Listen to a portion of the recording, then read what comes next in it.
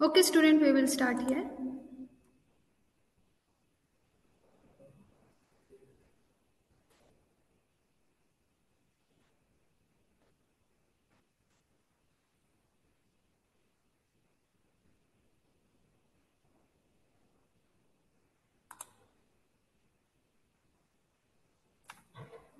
So let us start our today's session. So introduction to the managerial economics. So first of all, we will see what is the basic meaning of this economics. So economics is a social science. The term economics is derived from a Greek word. आता हा word जो आहे तो कुठून derive केला गेला आहे? तो कुठून केला derive तर बघा oikonomia, which means the management of the household. Greek word आहे oikonomia. त्याचा अर्थ काय होतो मॅनेजमेंटमध्ये? हाऊसहोल्ड म्हणजे घराशी संबंधित असलेला. कशाशी संबंधित असलेला? घराशी संबंधित असलेला आहे ना. Economics is a social science. हे काय समाजशास्त्रासारखंच आहे economics. The term economics is derived from the Greek word oikonomia which means the management of the household. तर जे छोटी छोटी घरं असतात त्यांचं काय आहे, त्यांचं मॅनेजमेंट कशा प्रकारे केलं जातं हे आपण या इकॉनॉमिक्समध्ये बघणार आहोत. तर according to the Paul Samuelson, economics is referred as a queen of a social science. Queen of a social science कोणाच्या अनुसार आहे हो? पॉल सॅम्युअल नावाचे एक इकॉनॉमिस्ट आहेत. तर ते काय म्हणतात की इकॉनॉमिक्स हे कशा प्रकारे आहे हो? Queen of a social science. Social सायन्सची क्वीन कोण आहे? इकॉनॉमिक्स सब्जेक्ट आहे. So this economics deals with the economic aspects of the human behaviour. याच्यामध्ये आपण कशाचा अभ्यास करणार आहे किंवा एक कोणत्या प्रकारचं स्वरूप त्याचं बघणार आहोत तो ह्युमन बिहेवियर है ना. Human behaviour is always unpredictable है ना. जर आपला इन्कम असेल तर त्याच्यानुसारच आपण काय करतो? खर्च करतो है ना. जर जास्त इन्कम असेल तर खर्च पण त्याचप्रमाणे असतात. जर कमी इन्कम असेल तर खर्च पण त्याचप्रमाणे असतात है ना. मग त्याच्या अनुसार व्यक्तींचं बिहेवियर कशा प्रकारे चेंज होतं? खरंच आपण सायकोलॉजी मधलं बिहेवियर शिकणार आहे का हो? नाही. तर वस्तू जेव्हा ते एखादी गोष्ट विकत घेतात तर त्याच्या संबंधित ज्या गोष्टी घडतात हे सगळं कशामध्ये येणार आहे? तुमच्या इकॉनॉमिक्स मध्ये येणार आहे. Okay. So economics deals with the economic aspects है ना. जे सगळे आर्थिक व्यवहारांशी जे निगडीत आहे त्याच्याशी संबंधित जे बिहेवियर असतं व्यक्तींचं ते आपण इथे अभ्यासणार आहोत. So it also deals with how the human being satisfy their unlimited wants with the limited means. आता आपल्या सर्वांना माहिती आहे की व्यक्तींच्या गरजा ह्या अगणित गरजा आहेत, isn't it? आणि त्यांच्या इच्छा पण ज्या आहेत है ना, wants, we will see the wants and desires are always unlimited, isn't it? But the means which are available in the market, it is always limited, isn't it? गरजा आपल्या अगणित गरजा आहेत पण त्या पूर्ण करण्यासाठी जे लागणारी साधने आहेत ती कशा प्रकारची आहेत? सध्या तरी कशी आहे हो? लिमिटेड आहेत. So it is also deals with how the humans satisfy unlimited wants with the limited means. मग याच्यामध्ये व्यक्ती त्यांच्या गरजा भागवण्यासाठी जे लिमिटेड सोर्सेस आहेत किंवा मीन्स आहे त्यांचा कशा प्रकारे यूज करतो. तर हे सर्व आपण याच्यामध्ये बघणार आहे इकॉनॉमिक्स मध्ये. ठीक आहे. I hope I am clear with this point. So coming to the next slide. दुसरी स्लाइड दिसतीये ना मॅनेजरियल इकॉनॉमिक्सची.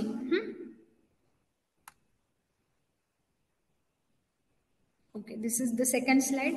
तर आता एक्झॅक्टली ठीक आहे, we have seen the basic concept behind the economics है ना. जे नॉन कॉमर्स बॅकग्राऊंडचे आहेत हे त्यांच्यासाठी की बाबा बेसिक पासून म्हणजे ज्यांचं सायन्स वगैरे झालेलं आहे तर त्यांना इकॉनॉमिक्सचा एवढा पार्ट झालेला नसतो. आणि जे कॉमर्स बॅकग्राऊंडचे आहेत त्यांना ऑलरेडी इकॉनॉमिक्सचे जे बेसिक्स आहे डिमांड सप्लाय किंवा मॅनेजरियल इकॉनॉमिक्स काय आहे या गोष्टी माहिती आहेत. But we are going to deep in this course. Okay. So managerial economics की मॅनेजरांसाठी इकॉनॉमिक्स कशा प्रकारे त्याचा रोल असतो. आता बघा मॅनेजरियल इकॉनॉमिक्स काय असतं. So it is the study of economic theories, principle and concept which is used in the managerial decision making. कशाचा अभ्यास करणार आहे आपण याच्यामध्ये? मॅनेजरल इकॉनॉमिक्स मध्ये कशाचा अभ्यास करणार आहे? इकॉनॉमिक थिअरीजचे. वेगवेगळ्या थिअरीज असतात. डिमांड आहे, सप्लाय आहे, कॉस्ट ऑफ प्रोडक्शन आहे, प्रोडक्शन फंक्शन्स आहेत. तर या सर्व इकॉनॉमिक्स थिअरीचा आपण याच्यामध्ये अभ्यास करतो. Then the principle and the concept which is use in the managerial decision making. तर मॅनेजरल डिसिजन मेकिंग मध्ये या सगळ्या इकॉनॉमिक थिअरीची काय होते हो आपल्याला गरज भासते, त्याच्यासाठी आपण याचा अभ्यास करणार आहे. So according to MC Nair and Meriam, they are the authors, define it as a managerial economics consists of the use of economic modes of thought to analyze the business situation. जी काही बिझनेसची situation असते तर ती काय केली जाते हो, त्याचं पूर्ण अनालिसिस केलं जातं. So every day business manager has to face different problems. So, according to the MC Nair and Merriam, what they define as a managerial economics? Managerial economics consists of the use of economics modes of the thought to analyze the business situation. And according to them, every day business manager is going to face different problems in the organization. आता ऑर्गनायझेशनचे problem कोणकोणत्या प्रकारचे असू शकतात बाळांनो? कोणकोणत्या प्रकारच्या organisation मध्ये प्रॉब्लेम असतात? आता अकाउंट्स डिपार्टमेंट असेल तर त्यांचे वेगळे प्रॉब्लेम्स आहेत. HR डिपार्टमेंट्स असेल तर त्यांचं फंक्शनिंग आणि त्यांचे प्रॉब्लेम वेगळे आहेत, है ना. मार्केटिंग असेल तर मार्केटिंग वाल्यांचं फंक्शनिंग आणि त्यांचे प्रॉब्लेम्स वेगवेगळे आहेत. सेल्स डिपार्टमेंट आहे तर त्यांचं फंक्शनिंग आणि त्यांचे प्रॉब्लेम्स वेगवेगळे आहेत. आता आपण सेल्स बघू की every day business manager has to face the different problems. त्याच्यापैकी सेल्स आता कमी आहे, या महिन्याचा जानेवारी महिन्याचा सेल्स आमचा कमी व्हायला लागलाय. तर मग त्याच्यासाठी आपल्याला आपण काय करू शकतो, है ना. एव्हरी डे, आता हे सेल्सचंच उदाहरण झालं. किंवा अजून ठीक आहे, प्रोडक्शन कमी पडायला लागलंय तर ठीक आहे, ते प्रोडक्शन वाढवण्यासाठी अजून काय करू शकतो? आपल्याला जास्त लेबर घ्यावे लागतील का? आपल्याला अजून काही प्लांट्स ओपन करावे लागतील का? त्याच्यासाठी काही नवीन जागा घ्यायला लागेल का आपल्याला? कोल्हापूरमध्ये आपला प्लांट चालू करायचा आहे का? पुण्यात चालू करायचा का? है ना. Every day business manager has to face different problems. एकच प्रॉब्लेम असतो का हो त्या मॅनेजरकडे, बिचाऱ्याकडे? नाही, तर त्याच्याकडे खूप सारे प्रॉब्लेम्स असतात, है ना. Organisation is made up of the different department and every department has its own functioning and its own problems, and for that manager has to deal with each and every situation which is being arises in the organization. So this definition of the managerial economics focus on the how manager of business or a firm uses the economic thoughts and the concept to solve the problems prevailing in the business activities. मग as a manager त्यांना काय करायचं आहे हो? हे जे economics आहे त्याचा उपयोग कुठे करून घ्यायचा आहे? ऍक्च्युअल जे बिझनेस आहे, बिझनेसचे डिसिजन मेकिंग आहे त्याच्यामध्ये त्यांना काय करायचं आहे हो? त्याचा यूज करून घ्यायचा आहे. So coming to the next slide.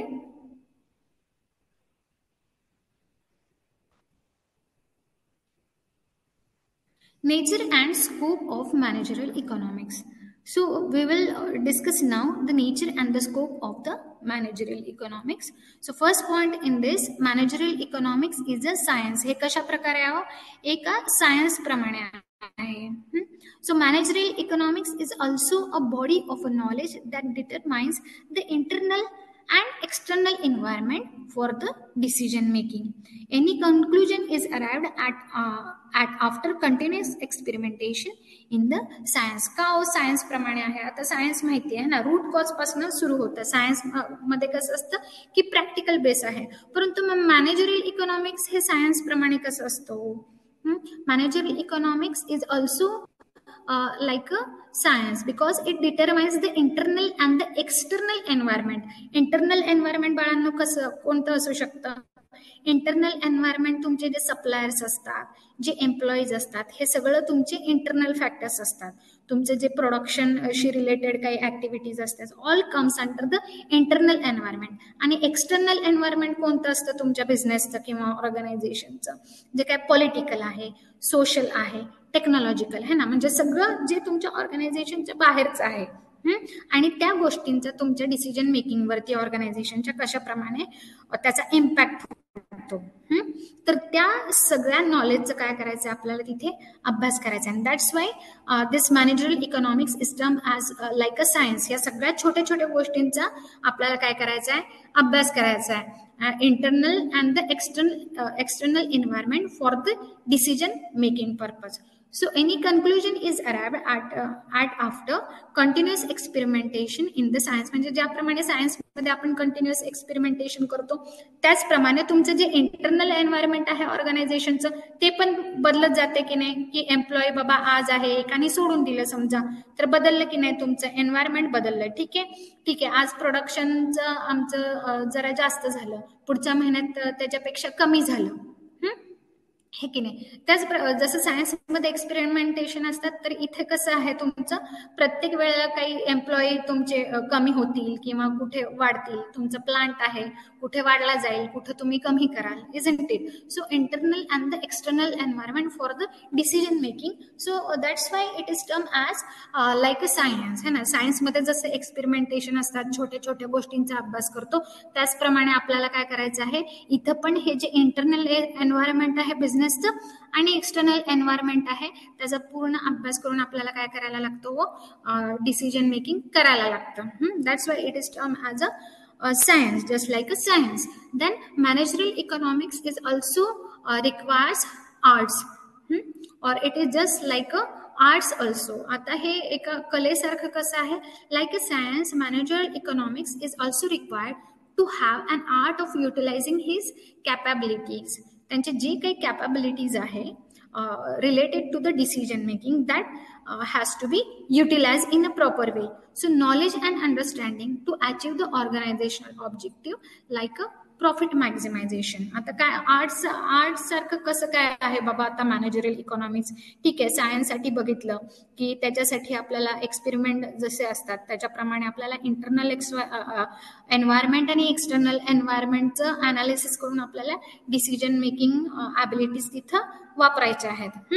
मग मॅनेजरियल इकॉनॉमिक्स हे आर्ट्स प्रमाणे कसं आहे, like a science, managerial economics is also have to have a art of utilizing his capability. Capability मॅनेजरच्या कोणकोणत्या असतात, जी पहिली मेन आहे की त्याचं डिसिजन मेकिंग है ना. डिसिजन मेकिंग ॲबिलिटी मॅनेजरची नेहमी कशी असली पाहिजे, स्ट्रॉंग असली पाहिजे आणि फर्म असली पाहिजे. आणि अजून काय असलं पाहिजे, he or she should have a knowledge and understanding to achieve the organisational objective like a profit maximisation. ठीक आहे, आता प्रॉफिट मॅक्झिमाइज करायचं आहे आपल्याला. आमच्या ऑर्गनायझेशनचा प्रॉफिट काय एवढा चांगला नाहीये जानेवारी महिन्यातला, तर मग त्याच्यासाठी काय त्यांना करावं लागेल, काय करावं लागेल. आता प्रॉफिट अचानक तर कमी होणार नाही, म्हणजे प्रॉफिट जेव्हा कमी होतो तेव्हा खूप साऱ्या गोष्टी कारणीभूत ठरतात है ना. Lots of factors affects on the performance. That's why the profit has been declined.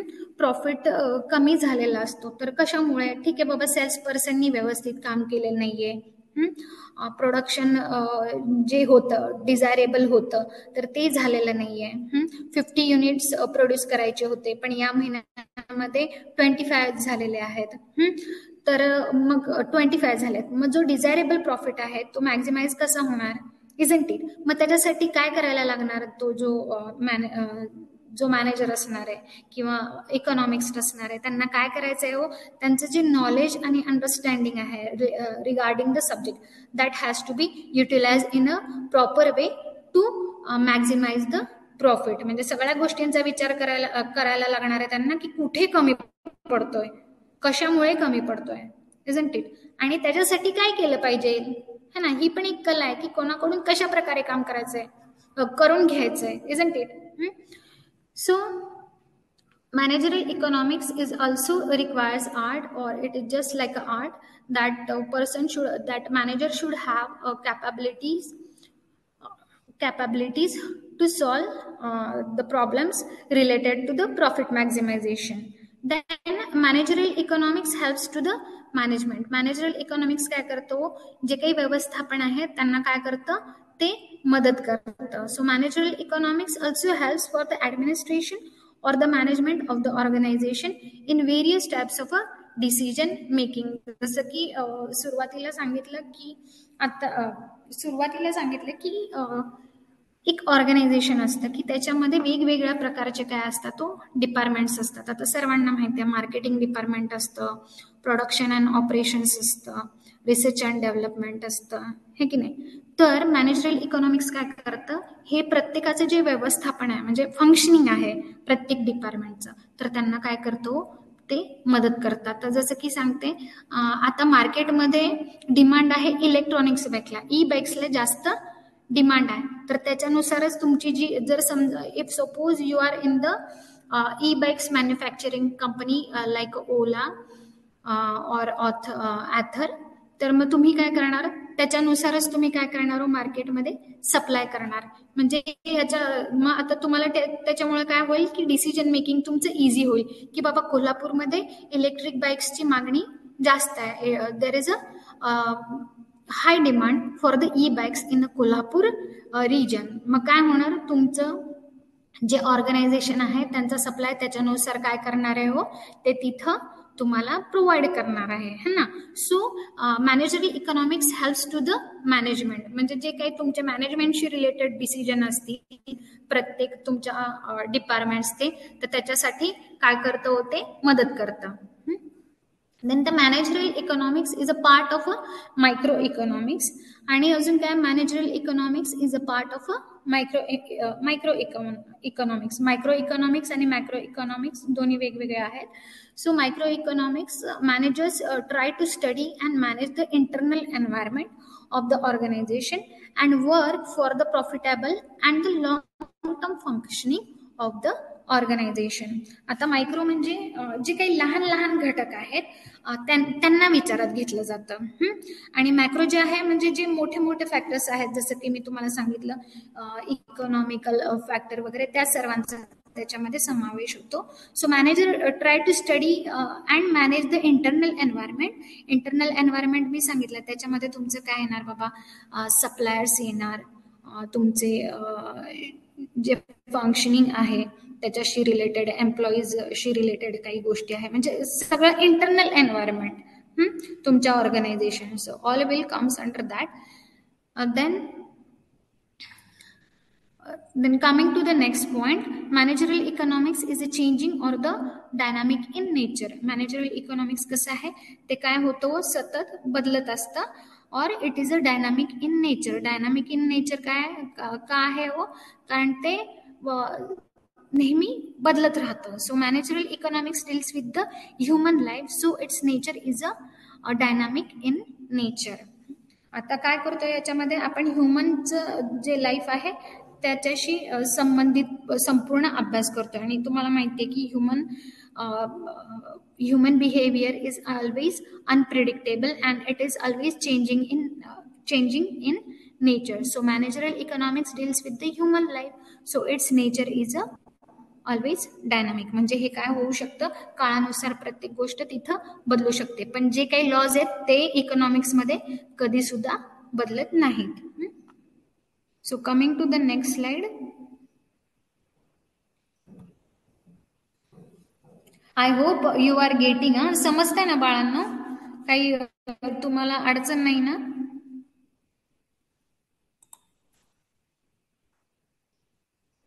Please send me message in a chat box. So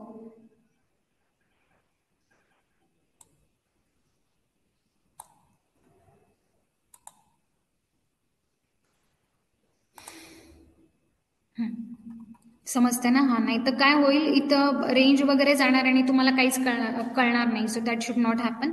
so that's why I am asking to you. I hope Marathi is okay. Actually, sometimes I am unable to speak in Marathi sometimes actually. But I hope you people can understand because due to the demand of the students, I'm teaching in Marathi. Okay, so you must be thinking that madam is teaching in a Marathi language. So please don't misunderstood. Most of the students are Marathi, and their basic education has been taken place from the Marathi background. So that's why I'm explaining. I hope you have understood. समजू शकता, कारण काही काही विद्यार्थी म्हणतात की अजिबातच आम्हाला समजत नाही, मग ते तसं नको व्हायला.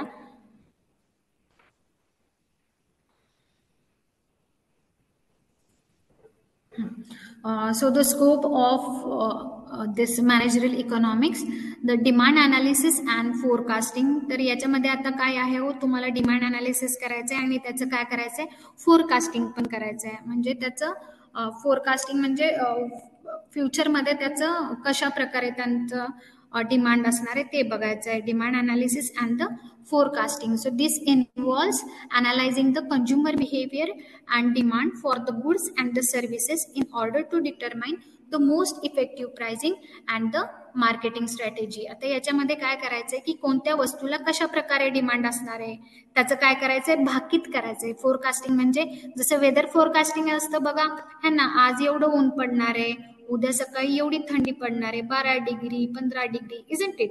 इन अ सेम वे आपल्या याच्यामध्ये पण मॅनेजरियल इकॉनॉमिक्स मध्ये आपण काय करतो, भाकीत करतो. पण इथं कशाचं भाकीत करायचंय, डिमांड अनालिसिस करायचंय. Demand and supply is very very important part of this economics. Okay, so this involves analysing the consumer behaviour and the demand for the goods, की कुठल्या वस्तूंना कशा प्रकारे मागणी असणार आहे, and the services in order to determine the most effective pricing and the marketing strategy. आणि त्याच्याच अनुसार त्याची प्राइसिंग कशी ठरवली जाणार आहे आणि त्याच्यासाठी मार्केटिंग स्ट्रॅटेजी कशा असणार आहेत, है ना. प्राइसिंग स्ट्रॅटेजीज असतील तुमच्या, ॲडव्हर्टायझिंग स्ट्रॅटेजीज असतील, तर त्या आपण कशा प्रकारे वापर करणार आहे, तर याचं काय आहे, या पॉइंटमध्ये याचा समावेश आहे. So coming to the next, production and the cost analysis. अजून तुम्हाला काय करायचं आहे, याची इकॉनॉमिक्सची व्याप्ती कुठपर्यंत आहे, की प्रोडक्शन आणि कॉस्ट अनालिसिस, की प्रोडक्शन कशा प्रकारे करणार आहोत आणि त्याचं कॉस्ट अनालिसिस कशाप्रमाणे करणार आहोत. आता एक सिंपल गोष्ट सांगते तुम्हाला. आता समजा केतकी मॅडम काय आहेत, केतकी मॅडम एक आयुर्वेदिक सोप मॅन्युफॅक्चरिंग आहे.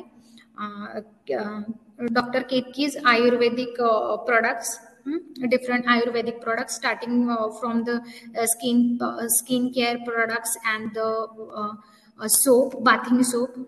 तर आता बघू शकता की आता ठीक आहे, माझं ऑर्गनायझेशन आहे आणि I have this different product range of the Ayurvedic products.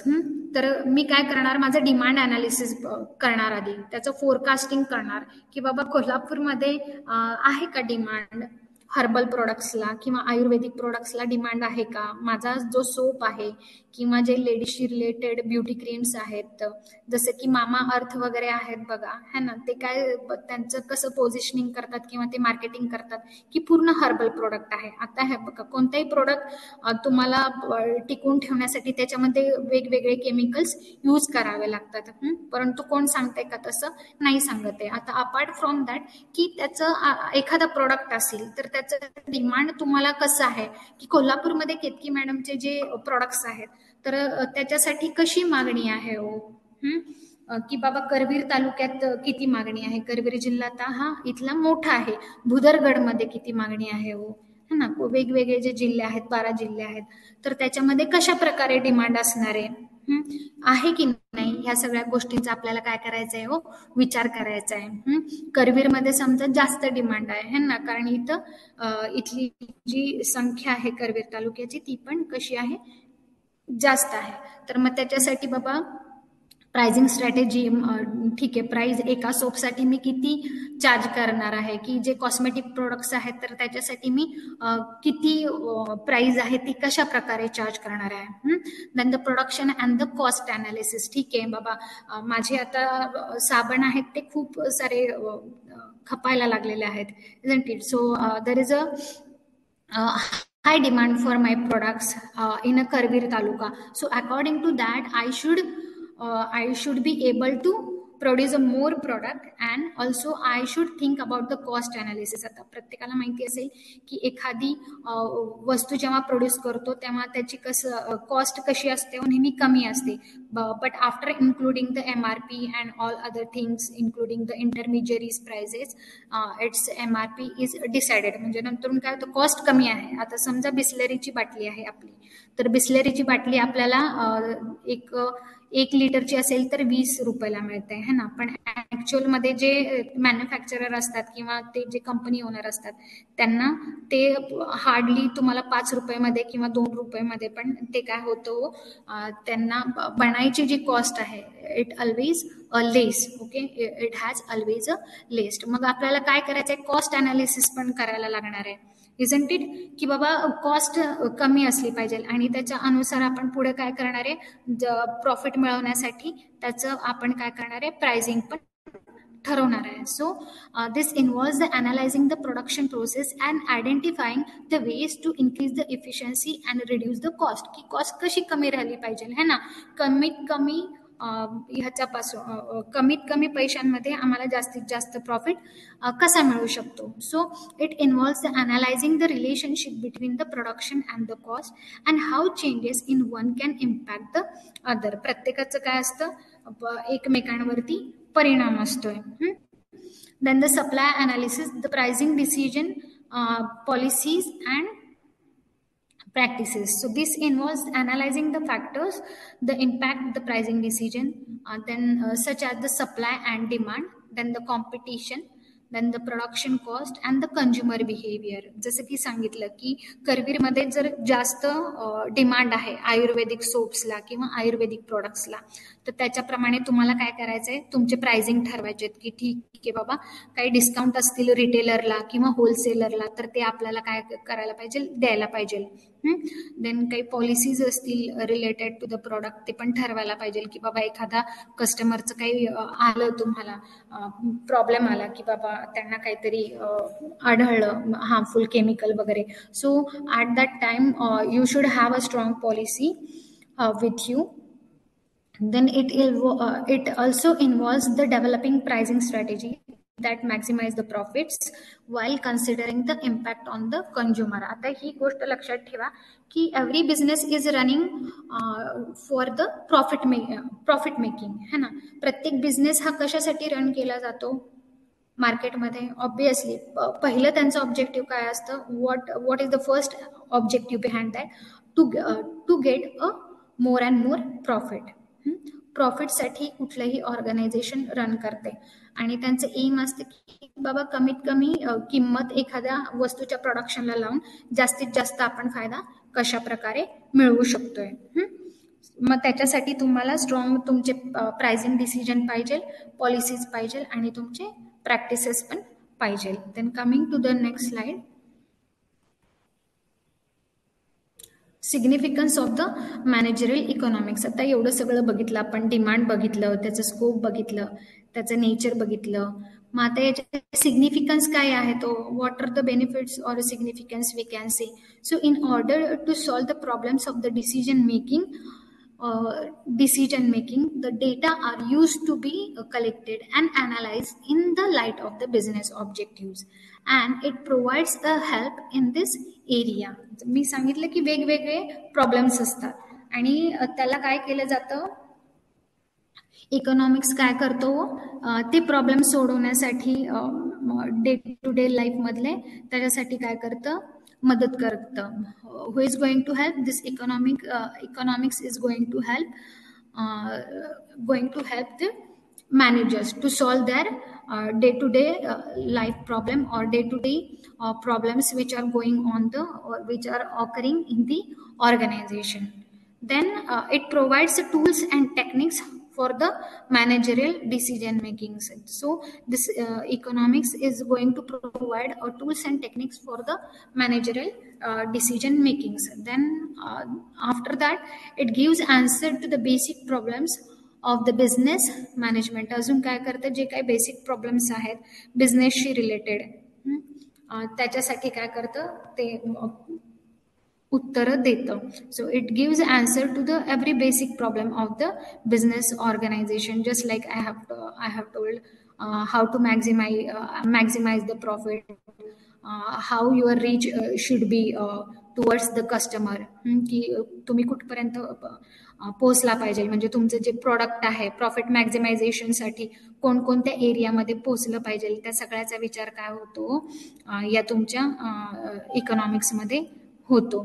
Then it supplied the data for analysing and forecasting the data. मग मॅनेजरियल इकॉनॉमिक्स अजून काय करतं, तुम्हाला काय करतं, फोरकास्टिंगचा डेटा देतं. जसं की सांगितलं की केतकी मॅडमच्या आयुर्वेदिक सोपला करवीरमध्ये जास्त मागणी आहे किंवा it is doing well in the करवीर. देन it is also doing well in the Budhargad taluka. Then according to that supply should be there है ना. जर मागणी असेल तर त्याच्या प्रकारे तुम्हाला तिथे काय केलं पाहिजे, पुरवठाही केला पाहिजे. Then it provides tools for the demand forecasting and the profit planning. Then after it guides the managerial economist काय करतं, इकॉनॉमिक्स कोणाला मदत करते की मॅनेजरियल इकॉनॉमिक्सला पण काय करतं ते गाईड करतं. Then it helps in formulating the business related policy. It also going to help the business related policy. बिझनेसशी रिलेटेड कोणकोणत्या पॉलिसीज असतात, मोस्टली जे काय प्राइसिंग पॉलिसीज असतात, एम्प्लॉईजशी रिलेटेड ज्या काही पॉलिसीज असतात. So it is going to help in that regard. Then it assists the management to know the internal and external factors influencing the businesses. आणि अजून कशासाठी मदत करतो की जे इंटरनल एन्व्हायरमेंट असतं बिझनेसचं आणि एक्सटर्नल फॅक्टर्स जे इन्फ्लुएन्स करतात त्याच्यासाठी पण काय करतं, मदत करतं. इंटरनल आणि external factor just we had gone through. External factors which I told you, they are like political, then socio-economical, environmental related, and the technical related factors. After that, the main portion we are going to see the demand. So in that, what is the demand, then types of demand, law of demand, and the factors affecting on the demand. तर आता demand काय असतं ते बघूयात आपण.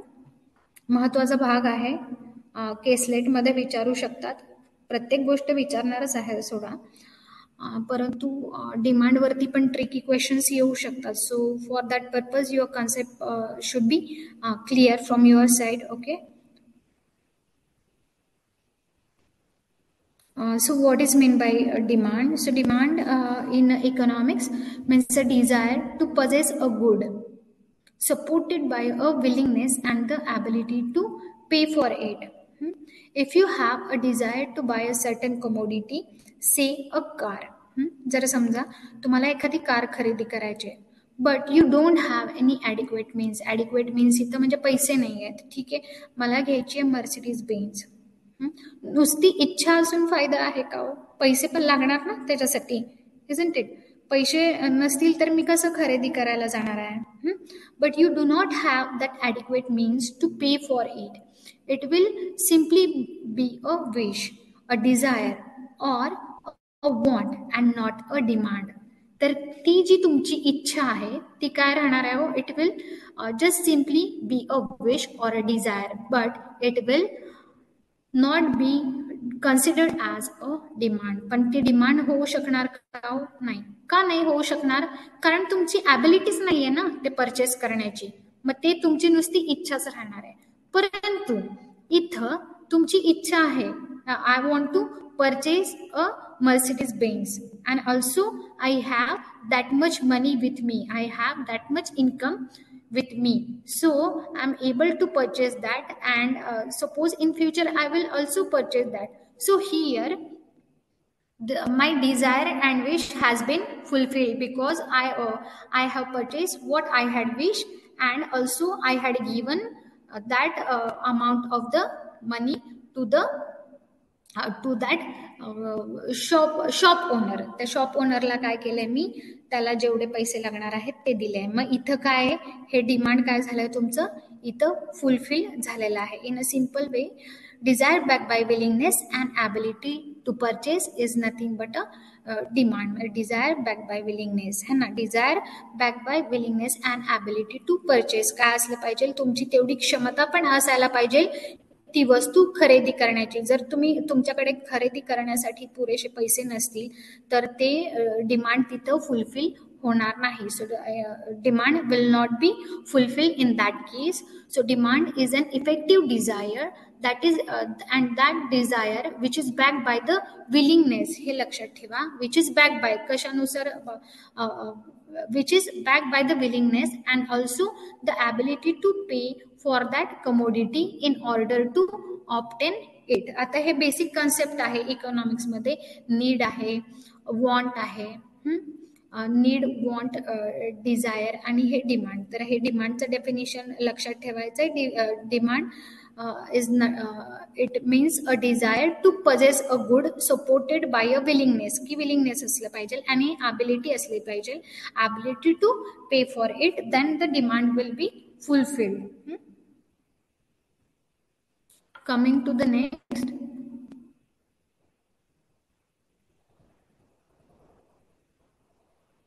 आता हा demand कोणकोणत्या प्रकारचा असतो बघूयात. आता there are different types of the demands. So first one is a joint.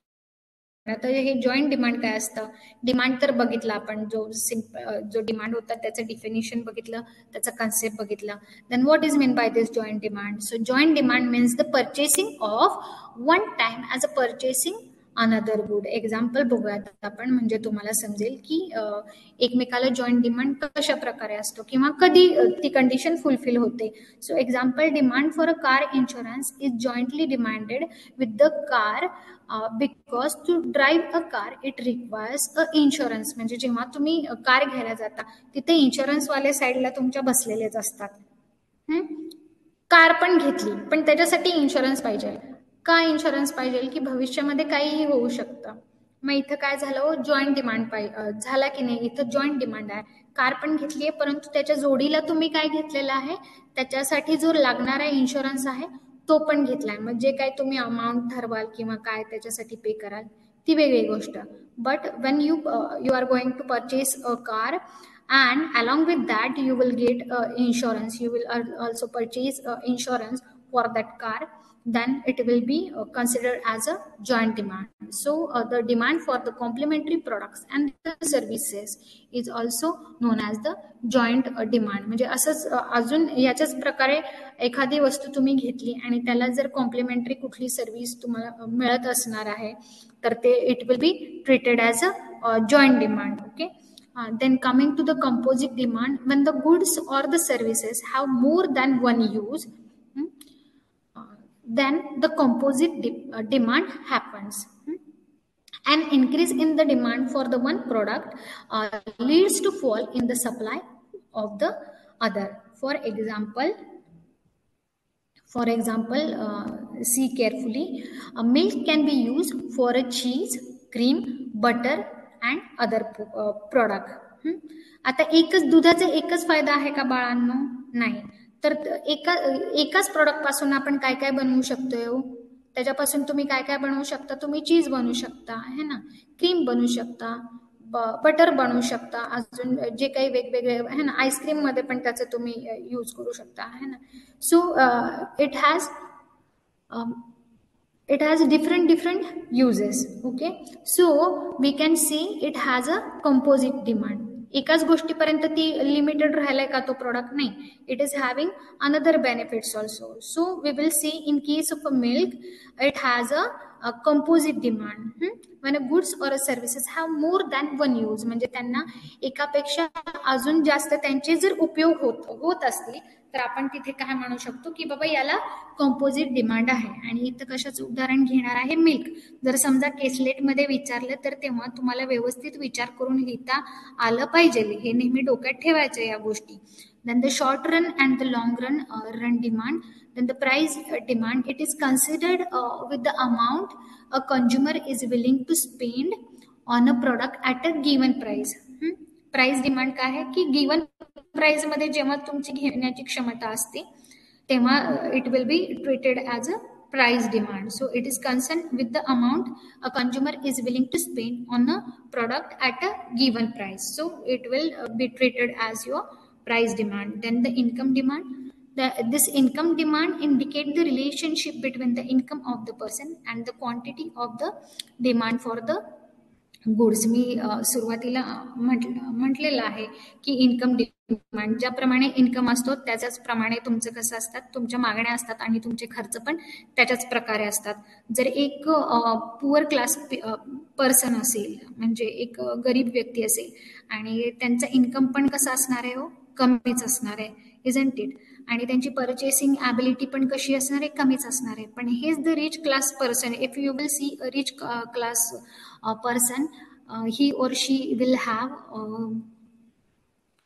more ability as compared to him, isn't it, of purchasing anything. की त्यांच्याकडे जास्त पैसे आहेत, त्यांना ज्या गोष्टी हव्यात चांगल्या क्वालिटीच्या किंवा चांगल्या प्रकाराच्या, ते काय करू शकतात, तो विकत घेऊ शकतात. सो इन्कम डिमांड है ना, त्यांच्या इन्कमवरतीच त्यांचं पर्चेसिंग ॲबिलिटी डिपेंड असणार आहे. So income demand.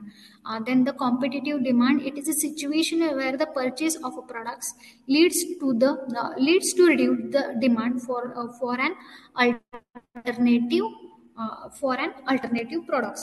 For example, rising demand for the one brand of a pen will lead to the reduction in a demand for the alternative brand of the pen. जसं की तुम्ही आता बघू शकता, रेनॉल्ड्सचे pen आहेत, तर रेनॉल्ड्सचे पेन आता सध्या कोणाला दिसत आहेत का? नाही, मोस्टली तुम्हाला काय दिसतात, ते लेक्झीचे दिसतात, ते पार्करचे दिसतात, ते इजंट इट. की एका ब्रँडसाठी डिमांड वाढलेला आहे, परंतु त्याच्यामुळे काय झालेलं आहे, दुसरा जो ब्रँड आहे त्याच्या डिमांडमध्ये काय झालेला आहे, रिडक्शन बघायला मिळालेलं आहे. कॉम्पिटेटिव्ह डिमांड हे की नाही, जो तुमचं जो कॉम्पिटिटरचा ब्रँड जास्त चाललाय आणि त्याच्यामुळे काय झालंय, तुमच्या ब्रँडला काय झालं, कसं झालाय, कमी झालाय. So these types of goods are called as a substitute goods. आणि त्यालाच आपण काय म्हणू शकतो, सबस्टिट्यूट. हे नाहीतर ते, रेनॉल्ड नाहीतर मी लेक्झी घेणार, इजंट इट. बिस्लरी नाहीतर मी ऑक्झिरिच घेणार, इजंट इट. जर मला सॅमसंग नाही मिळाला तर मी ओप्पो घेणार, इजंट इट. सबस्टिट्यूट गुड्स है ना, ह्याला सबस्टिट्यूट वेगळा product, isn't it. Substitute products म्हणजे तो मार्केटमध्ये अवेलेबल नसेल तर तुम्ही दुसरा घेऊ शकता, जो त्याच क्वालिटीचे फीचर्स असतील, isn't it. So competitive demand occurs when there are the alternative products a customer can choose from. Means when the customer is having a choices for purchasing goods or the commodity in the market.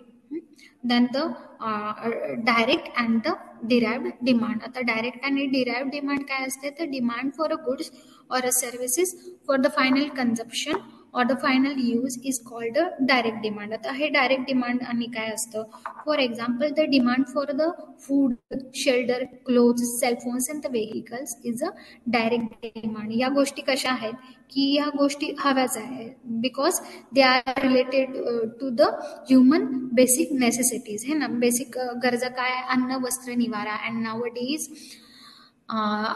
another basic necessity is internet and the education also. And now again nowadays cell phone is also have a humans basic necessity है ना. कोणाकडेही तुम्ही आता काय करू शकताय, cellphone बघू शकता, कारण ती काय आहे, आता सध्या काळाची ती गरज बनलेली आहे, प्रत्येकासाठी ती गरज बनलेली आहे है ना. Direct and the derived demand. I hope तुम्हाला समजतंय मुलांना. समजतंय का? मी थांबून थांबून विचारते, because it happens that student don't understand and the professor is going to speak.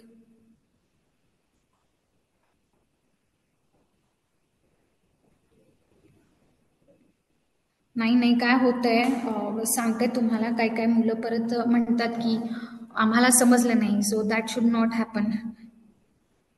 I am sorry for that. I will use both the languages. No problem. I hope you all are getting what I'm saying.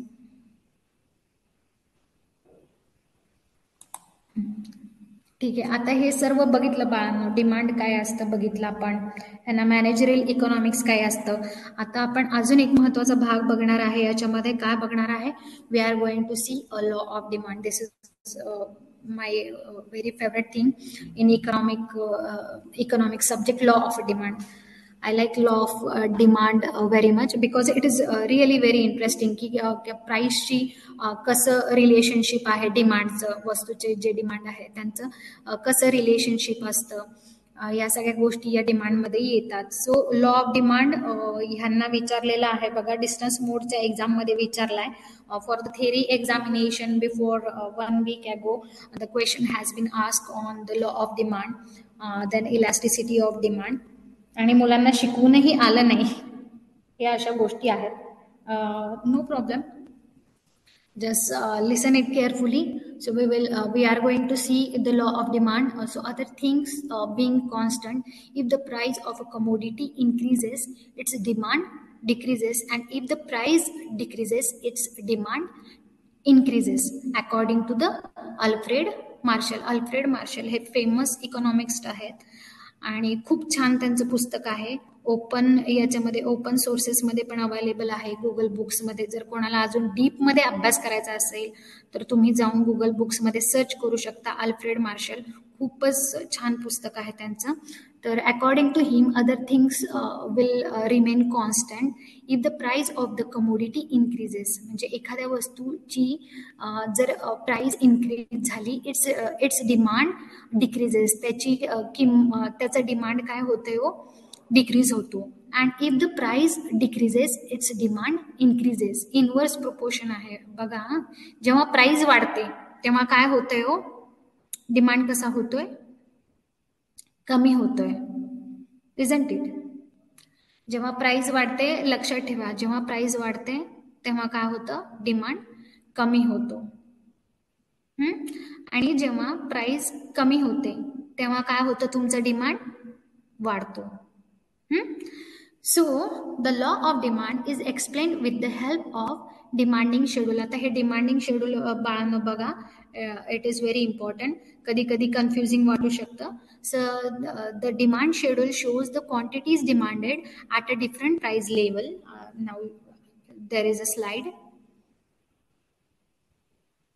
आता हे demand schedule बघा, तुमचे जे PDF notes provide केलेले आहेत, notes which has been provided to you, you can go through that.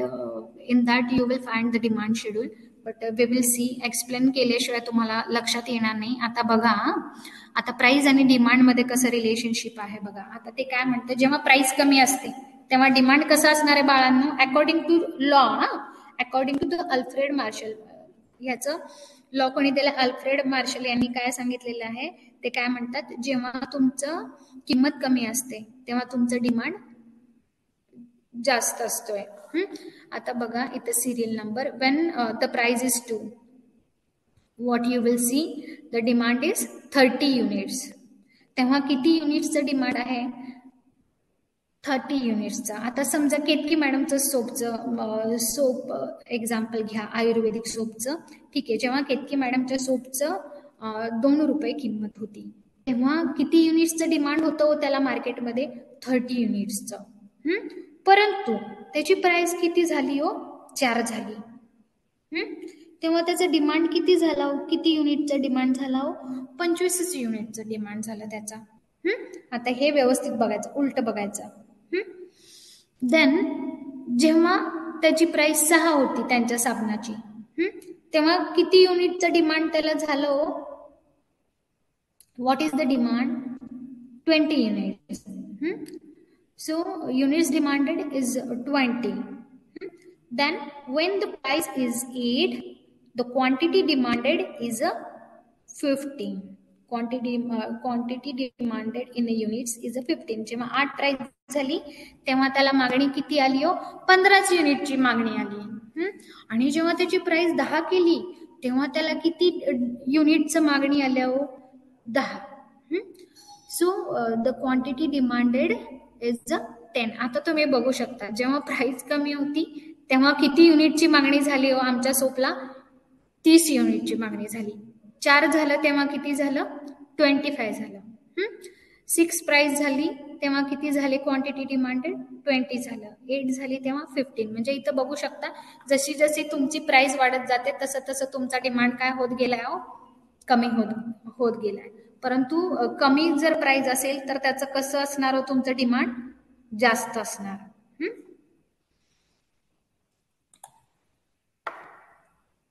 समजलं ना हे डिमांड शेड्यूल? हे डिमांड शेड्यूल व्यवस्थित लक्षात ठेवायचं. आणि ही डेफिनेशन पण व्यवस्थित लक्षात ठेवायची. Other things being constant. हा, फक्त नुसतं डिमांड शेड्यूलच नाही लक्षात ठेवायचं, ही गोष्ट पण लक्षात ठेवायची, अदर थिंग्स बिईंग कॉन्स्टंट. आता त्या अदर थिंग्स बिईंग कॉन्स्टंट कुठल्या आहे ते खाली बघायचं आपल्याला. इथं आपण लॉ ऑफ डिमांड बघितलं, त्याच्यानंतरून आपण काय बघितलं बाळांनो, डिमांड शेड्यूल बघितलं. हॅलो आपण hello ma'am, law of demand please repeat. हा बोला की. Law of demand please repeat करू शकता का? Law of demand you will get the recording Atul. अजून एकदा सांगू का, काही अडचण नाही, म्हणजे लॉ समजून सांगू का डिमांड शेड्यूल सांगू? लॉ समजून सांगू. हा सांगते.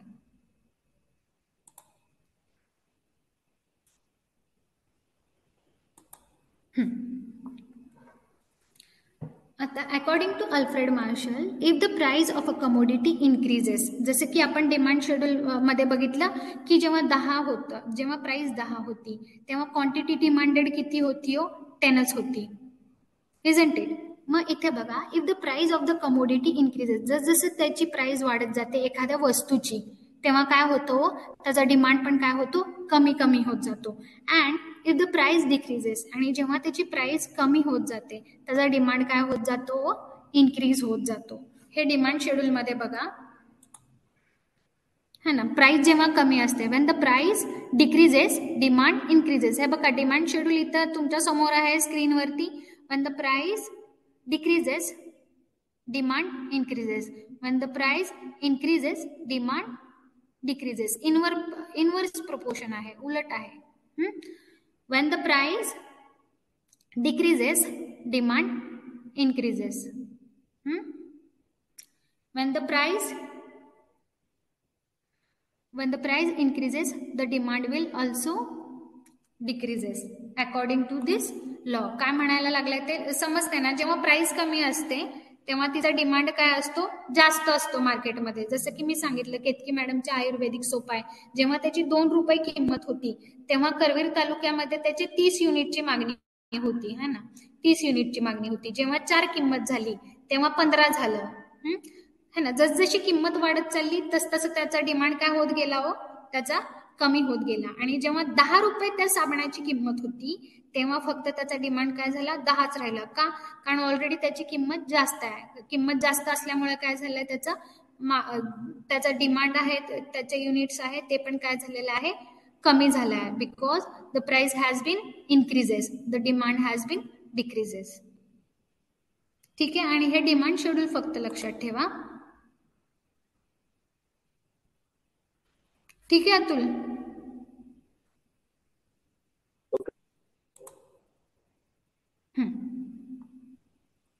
अजम्पशन बघा, म्हणजे अजून तुमच्या व्यवस्थित लक्षात येईल. Assumption of the law of demand. Following are the main assumptions of the law of demand. There is a no change in the consumers taste. म्हणजे कंझ्युमरची जी टेस्ट आहे ना ती कधीच बदलणार नाही, हे लक्षात ठेवा. आता अजम्पशन काय, कोणत्या बेसिसवरती हे आहे की there is a no change in the consumer taste. कंझ्युमरची टेस्ट कधीच बदलणार नाही. आता हे प्रॅक्टिकली पॉसिबल आहे का? नाही, की कंझ्युमरचे टेस्ट आणि प्रेफरन्सेस नेहमी बदलणार आहे. पण according to the law of demand काय म्हणतोय की हे आपलं अजम्पशन आहे की त्याचे जे टेस्ट अँड प्रेफरन्सेस आहेत ते कधी बदलणार नाही आहे. And the preferences of a person for a good and service remain constant. आणि काय आहे, त्याचे जे प्रेफरन्सेस आहेत किंवा त्यांचे टेस्ट आहे, it will remain a constant. त्यांचं काय राहणार आहे, ते कॉन्स्टंट किंवा ॲज इट इज राहणार आहे.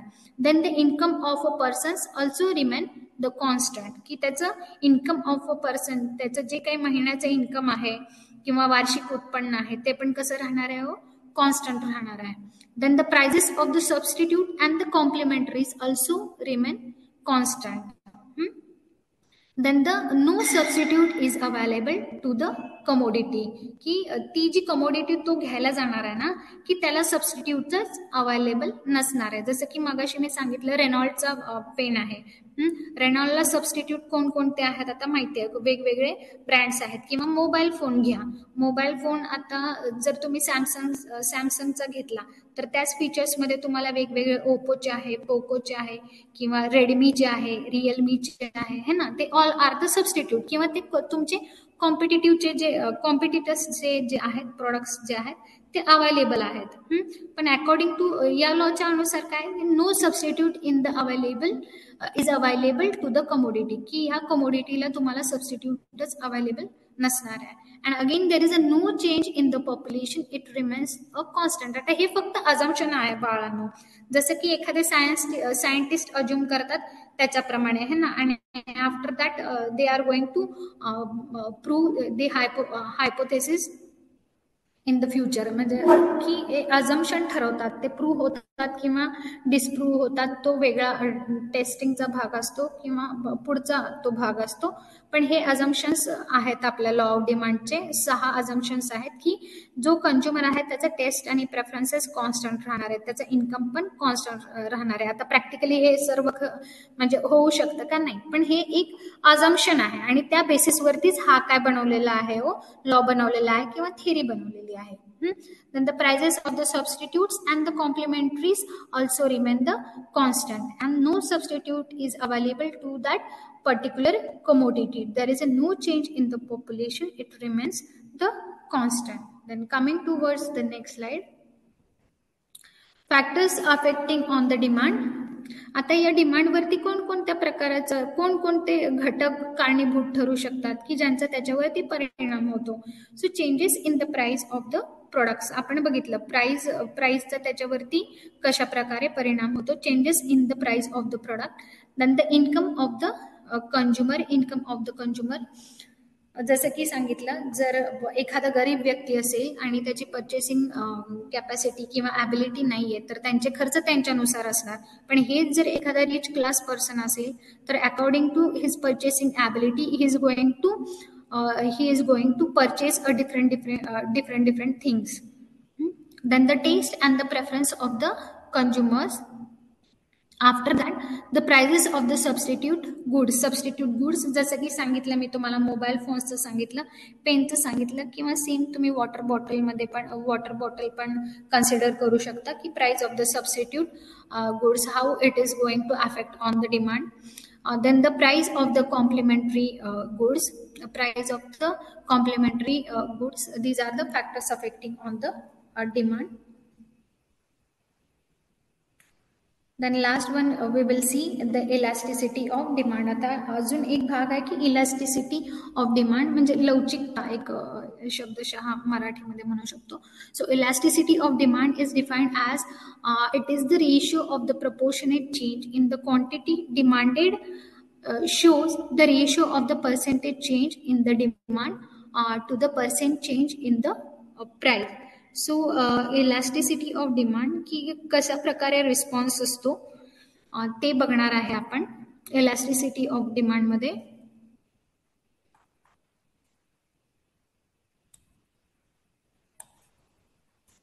Weight a minute, I will show you the next slide.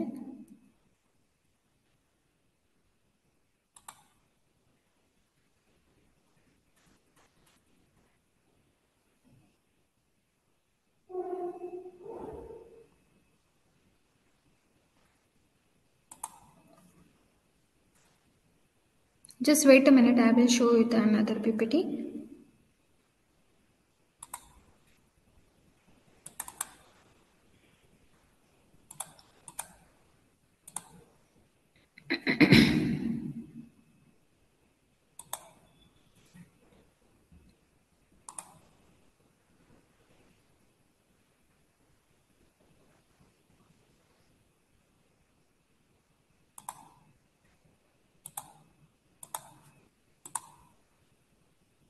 दिसती का screen?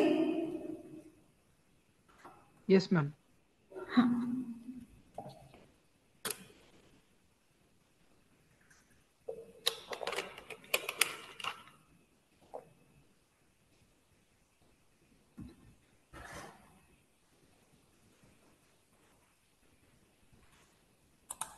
so this is the remaining part of unit number 1, and here it is continue.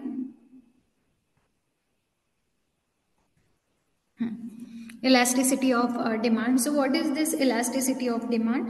So elasticity of demand, it refers to the sensitiveness or the responsiveness of the demand to changes in the price.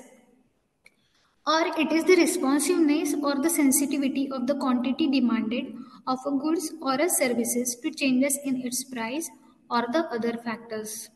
कोणकोणते factors आहेत त्याच्यामध्ये की income आहे or the price of the related goods.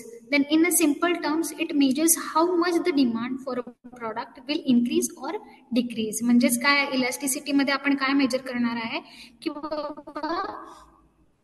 we are going to measure how much demand for a product will be increase or will decrease when there is a change in a one of its determinants like a price. आता हे बघून घ्या mathematical expression त्यांचं बघून घ्या. Mathematically the formula is elasticity of demand is equal two percent change in the quantity demanded divided by the percent change in the price. हा formula आहे, हा लक्षात ठेवा. जर चुकून तुम्हाला विचारला गेला तर बघू शकता तुम्ही याच्यामध्ये कसं एक्सप्रेस केलं जातं. How is the formula elasticity of demand percent change in the quantity demanded of a specific commodity and then the percent change in the price की आधी किती होती आणि नंतरून किती झाली percent change. After that now we will see the price elasticity of the demand. First one is the perfectly elastic demand, then the perfectly inelastic demand, unitary elastic demand, then relatively elastic demand, then relatively inelastic demand. हे लक्षात ठेवा. हे कसं denote करतात हे पण लक्षात ठेवा. म्हणजे आपण सांगू शकत नाही. केसलेट मध्ये तर काय 3-4 सेंटेन्सचे केसलेट असतात तुम्हाला, परंतु या छोट्या छोट्या गोष्टी पण लक्षात ठेवा की परफेक्टली इलास्टिक डिमांड कशाने डिनोट केलं जातं. what is the symbol ed is equal to infinite है ना. perfectly inelastic demand ed is equal to 0 हे लक्षात ठेवा. unitary elastic demand मध्ये ed is equal to 1. so you have to remember all these things. greater than कधी असते, less than कुठे symbol असते, all that you have to keep in mind.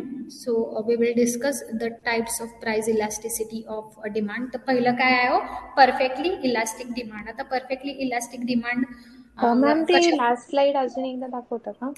कुठली बेटा? ते इलास्टिसिटीचं जे आपण बेटा मी पीपीटी तुम्हाला शेअर करते ना. काळजी करू नका. तुम्ही मला एनी टाइम पण कॉल करू शकता नम्रता. काही अडचण नाही. थँक्यू. ओके. सायन्स बॅकग्राऊंड आहे का तुमचं? नाही ma'am, IT engineering background. Economics होता का तुम्हाला? नाही. बरं असू द्या, काळजी करू नका. No problem. ओके.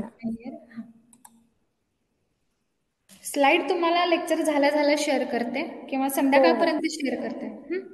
चालेल मॅडम. थँक्यू. हां.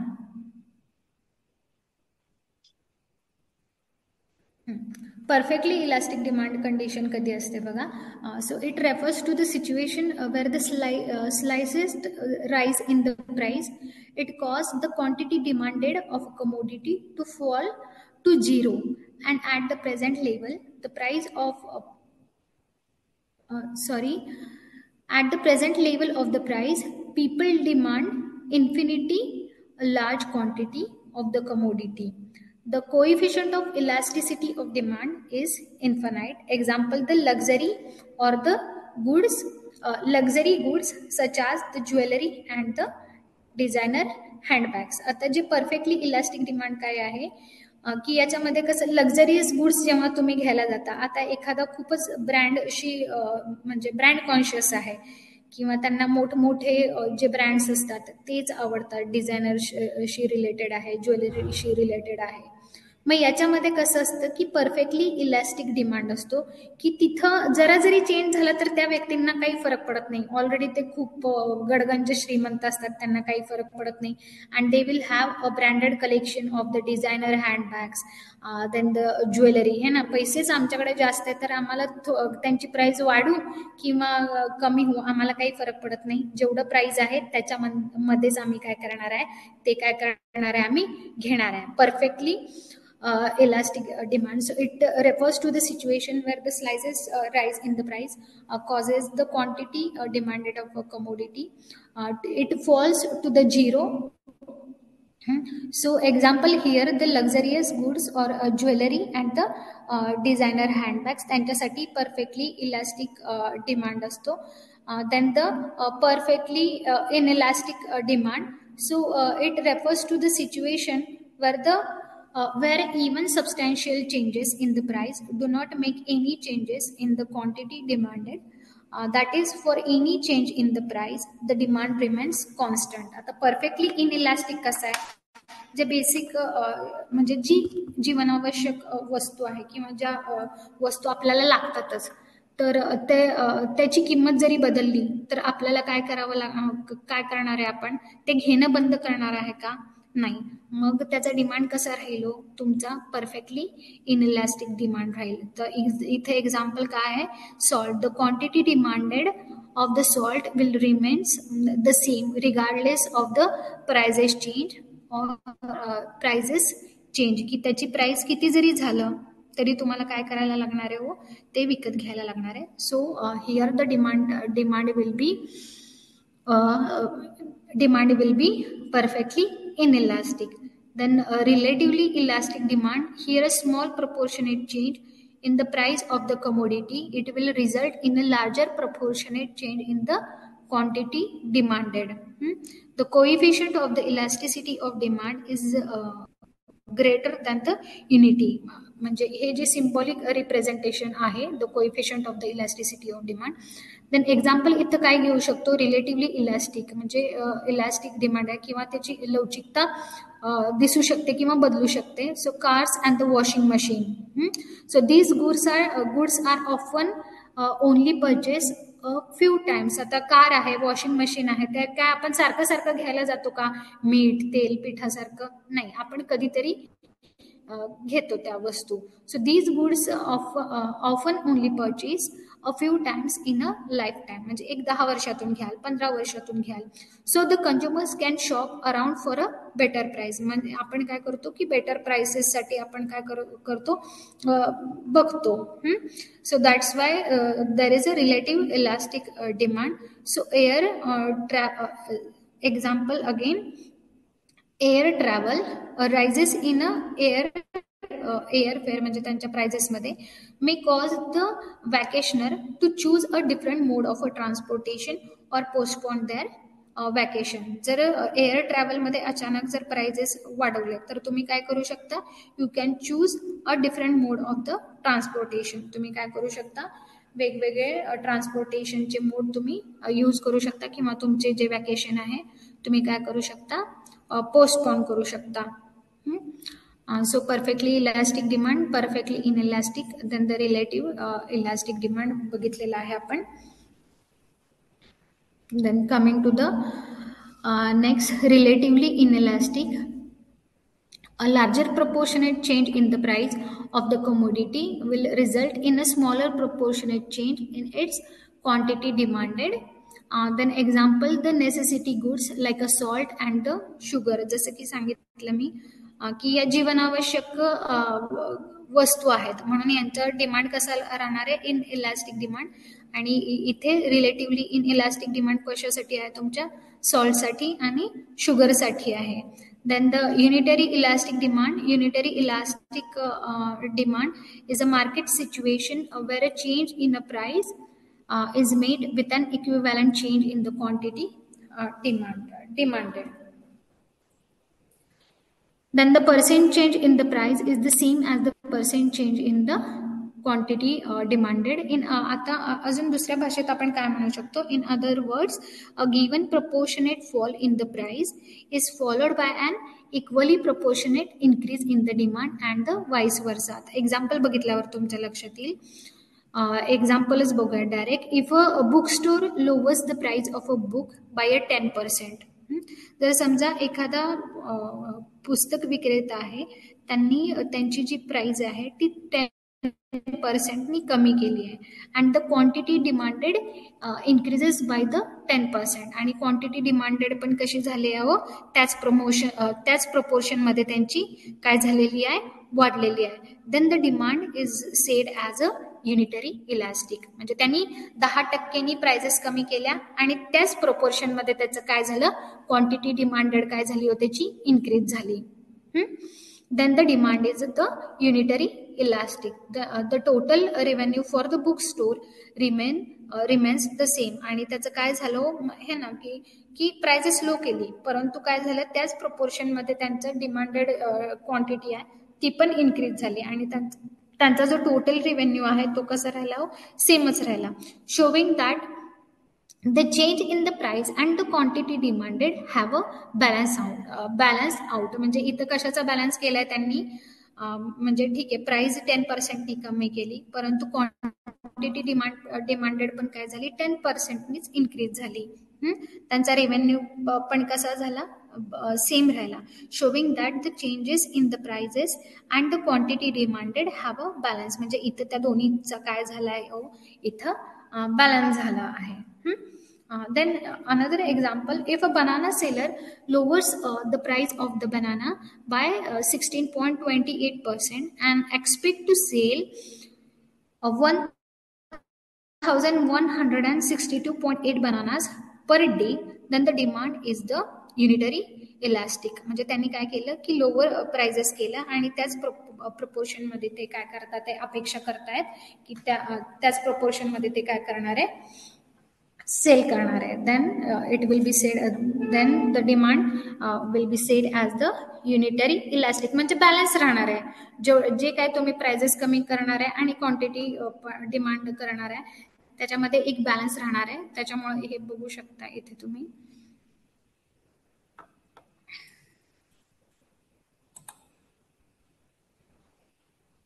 हा ना, इक्वल झालंय बघा युनिटरी इलास्टिक डिमांड. दिसतं ना इथे एक्झाम्पल, आणि हे इथं बघा ED is equal to 1, unitary elastic demand है ना. The total revenue for the book store remains the same है ना, ED is equal to 1, showing that the changes in the price and the quantity demanded have the balance out, and at that time we can see that there is a unitary elastic demand for this commodity. So my dear friends, today this much portion we are going to we had seen, sorry, आपण आज एवढंच भाग बघणार आहोत. and the remaining part I will discuss with you in next lecture. तुम्हाला काही समजलं नाही तर विचारू शकता, लेक्चरमध्येच नाही नंतरूनही विचारू शकता. You can message me personally. I hope you all have my number. I am also in your group. राहिलेला भाग नंतरून बघूयात.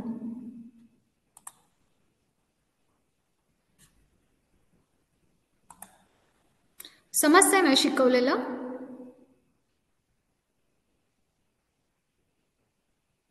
No problem. I am also from science background. Don't worry about that. नाही कळालं तर विचारा, because you all will face the MCQs questions. Okay, you don't have the theory examination. In theory you can elaborate the points, but if you have the caselet and case study, your concept should be very very clear. Okay, व्यवस्थित वाचायचं आणि आन्सरला tick करायचा. I hope you all are getting and you all have understood what I have taught to you. And if you have any difficulty regarding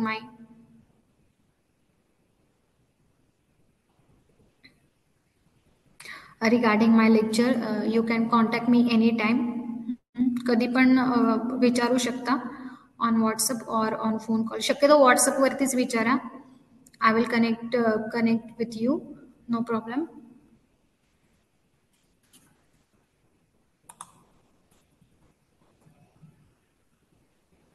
please give one example with formula. कशाचा formula म्हणताय तुम्ही स्वप्नील?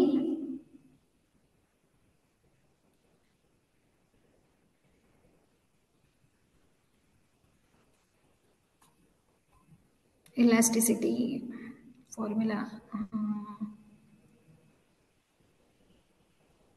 ठीक आहे. अजून व्यवस्थित बघूया तुम्हाला जर अजून अडचण असेल तर. Okay, thank you so much for listening patiently. Thank you so much, dear student. Have a good day. And still, if you have any difficulty in today's lecture, you can ask me anytime, okay, in between office hours or up to 9 p.m. Okay. Thank you so much. Have a good day.